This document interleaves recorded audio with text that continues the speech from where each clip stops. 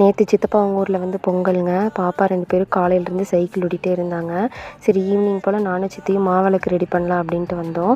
பச்சரிசி வந்து ஒரு 1/2 மணி நேரம் ஊற வச்சுட்டு தண்ணியெல்லாம் வடிச்சிட்டு அது மிக்ஸி ஜாரில் ஆட் பண்ணி நல்லா சலித்து இந்த மாதிரி பவுடராக எடுத்துக்கணும். அதுக்கப்புறம் அதுக்கு தேவையான அளவு சர்க்கரை பாகு ஊற்றி நல்லா வந்து ஷேப் பண்ணி தட்டி எடுத்து வச்சுட்டு நாங்கள் வந்து கோவிலுக்கு கிளம்பிட்டோம். அங்கே போய் கும்பம் தாளிக்கிறது அப்படிங்கிறது வந்து கிணத்துக்கு கொண்டு போய் தாளித்து கொண்டு வருவாங்க.